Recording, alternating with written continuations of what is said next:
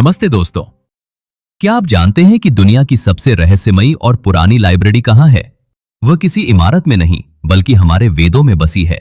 वेदों के बारे में एक ऐसी बात है जिसे सुनकर आधुनिक विज्ञान भी हैरान है। वेद शब्द का शाब्दिक अर्थ ही है ज्ञान। ये सिर्फ किताबें नहीं बल्कि प्राचीन भारत का वह विश्वकोश है जिसे अपौरुषेय कहा जाता है, यानी जिसकी रचना स्वयं ईश्वर ने की है।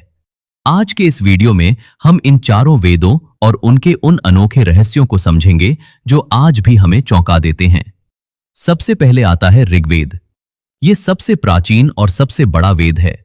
इसमें 10 मंडल और 1028 सूक्त हैं। क्या आप जानते हैं कि विश्व प्रसिद्ध गायत्री मंत्र इसी वेद से लिया गया है? इसके पढ़ने वाले ज्ञानी को होत्र कहा जाता है। इसके बाद बात करते हैं यजुर्वेद की। यह वेद यज्ञों और नियमों का संग्रह है। इसकी सबसे बड़ी खासियत यह है कि यह गद्य और पद्य दोनों में लिखा गया है। इसके ज्ञानी को अध्वर्यु कहते हैं और इसके 2 मुख्य भाग हैं, कृष्ण यजुर्वेद और शुक्ल यजुर्वेद। अब आते हैं सामवेद पर।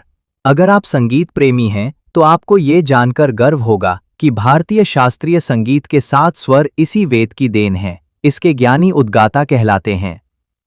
आखिर में आता है अथर्ववेद। इसमें जादू टोना, रोगों के उपचार और आयुर्वेदिक औषधियों का विस्तार से वर्णन है। इसके ज्ञानी को ब्रह्मा कहा जाता है।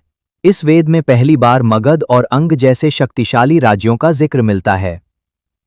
वेदों को सही तरह से समझने के लिए वेदांग बनाए गए, जिनकी संख्या 6 है: शिक्षा, कल्प, व्याकरण, निरुक्त, ज्योतिष और छंद। हर वेद का अपना एक उपवेद भी है, जैसे रेत का आयुर्वेद और यजुर्वेद का धनुर्वेद। साथ ही आरण्यक उन किताबों को कहा जाता है जिनकी रचना जंगल के शांत वातावरण में की गई थी। इन सभी ग्रंथों ने मिलकर हमारी संस्कृति और आधुनिक विज्ञान की नींव रखी है। तो दोस्तों, ये था हमारे वेदों का एक छोटा सा परिचय। अगर आपको लगता है कि ये प्राचीन ज्ञान आज के समय में भी हमारे लिए जरूरी है, तो इस वीडियो को लाइक करें और अपने दोस्तों के साथ शेयर करें। अगले वीडियो में हम किस ऐतिहासिक विषय पर बात करें, कमेंट में जरूर बताएं। धन्यवाद।